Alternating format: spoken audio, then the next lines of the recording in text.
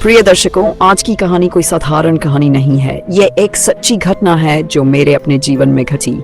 ये घटना एक ऑनलाइन गेम से जुड़ी है जो शुरुआत में सिर्फ मजाक लगी, लेकिन बाद में वह एक भयानक दुस्वप्न में बदल गई। आज मैं आपको उस रात के बारे में बताऊंगा जब मैंने एक गलती की थी जिसकी सजा मैं आज भी भुगत रहा हूँ। दोस्तों, आप में से कई लोग टिकटॉक, इंस्टाग्राम या अन्य सोशल मीडिया प्लेटफॉर्म पर तरह तरह के चैलेंज देखे होंगे। मैं भी उन्हीं में से एक था जो इन चैलेंज को मजाक में देखता था, लेकिन एक चैलेंज ने मेरी जिंदगी पूरी तरह बदल दी। मेरी जिंदगी की सबसे बड़ी गलती थी आधी रात में उस चैलेंज को लेना। आज मैं आपको उसी चैलेंज की कहानी सुनाऊंगा, द एको गेम का खौफनाक किस्सा। मेरा नाम रोनित है। मेरी जिंदगी आम दिनों जैसी ही थी। दोस्तों के साथ मस्ती, सोशल मीडिया पर समय बिताना, यही सब मेरी दिनचर्या थी। एक दिन रात को मैं YouTube पर वीडियो देख रहा था, तभी एक वीडियो मिला जिसका टाइटल था रात 3 बजे खेलिए द एको गेम, फिर देखिए क्या होता है। वीडियो अजीब था। उसमें कहा गया था कि इस गेम को खेलने पर अजीबोगरीब घटनाएं होती हैं। मैंने पहले विश्वास नहीं किया, सोचा ये बस व्यूज पाने का तरीका है, लेकिन जिज्ञासा मुझे खींच ले गई। रात लगभग 2:30 बजे की थी। चारों ओर सन्नाटा। घर के सब लोग सो चुके थे। मैंने हिम्मत करके गेम खेलने का फैसला किया। गेम के नियम आसान लेकिन अजीब थे। कमरे की सारी लाइट बंद करनी होगी ताकि पूरा कमरा अंधेरा हो जाए। हाथ में फोन लेकर वॉइस रिकॉर्डर चालू करना होगा और कोई भी सवाल पूछना होगा। फिर फोन को कमरे के एक कोने में रख देना होगा। 10 सेकंड बाद रिकॉर्ड सुनना होगा और इंतजार करना होगा एक रहस्यमयी इको यानी प्रतिध्वनि का। मैंने गेम शुरू किया। लाइट बंद, कमरा अंधकार में। दिल जोर जोर से धड़क रहा था, लेकिन खुद को शांत रखने की कोशिश की। मैंने पूछा, क्या यहाँ कोई है? फोन रख दिया। 10 सेकंड बाद रिकॉर्ड सुना, सिर्फ मेरी आवाज। मैं निराश हुआ और सोचा सब बकवास है, लेकिन जिद चढ़ गई।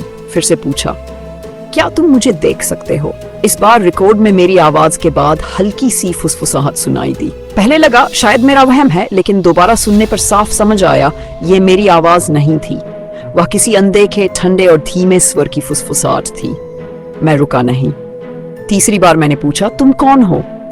रिकॉर्ड चलाया तो इस बार फुसफुसाहट नहीं, बल्कि एक दबा हुआ डरावना जवाब आया, मैं तुम्हारे अंदर का डर हूं।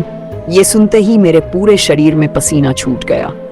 मैंने फोन छोड़कर लाइट जलाने की कोशिश की, लेकिन देखा फोन की स्क्रीन झिलमिला रही थी और अब फुसफुसाहट फोन से नहीं बल्कि मेरे पीछे से आ रही थी, जैसे कोई ठीक मेरे पीछे खड़ा हो। मेरी रीढ़ में सिहरन दौड़ गई। मैं चिल्लाना चाहता था, लेकिन गले से आवाज नहीं निकली। अचानक मैंने महसूस किया मेरे कंधे पर एक बर्फ सा ठंडा हाथ रखा गया। मैंने पलटकर देखा, कोई नहीं था। कमरे का तापमान जैसे शून्य से नीचे चला गया था। हाथ पांव ठंडे पड़ने लगे। मैं दरवाजे की ओर भागा, लेकिन दरवाजा खुला ही नहीं, जैसे कोई अंदर से पकड़ खींच रहा हो। मैं फर्श पर बैठ गया और कान ढूंढ लिए। फुसफुसाहट और साफ हो गई, तुमने मुझे बुलाया है, अब मैं कभी नहीं जाऊंगा। ये शब्द मेरे कानों में गूंज रहे थे। मुझे समझ आ गया मैं सिर्फ एक गेम नहीं खेला, मैंने एक आत्मा को अपने संसार में बुला लिया है। सुबह होने पर वह मौजूदगी धीरे धीरे गायब हुई और दरवाजा खुल गया। लेकिन उस रात के बाद से मेरी जिंदगी वैसी नहीं रही। जब भी मैं अकेला होता हूँ वह ठंडी फुसफुसाहट सुनाई देती है। कभी कभी घर की चीजें अपने आप हिलने लगती हैं। मैं जानता हूँ द एको गेम कि वह आत्मा आज भी मेरे साथ है।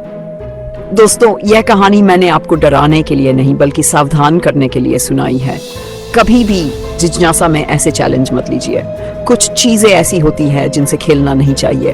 और हाँ, जब मैं ये कहानी खत्म कर रहा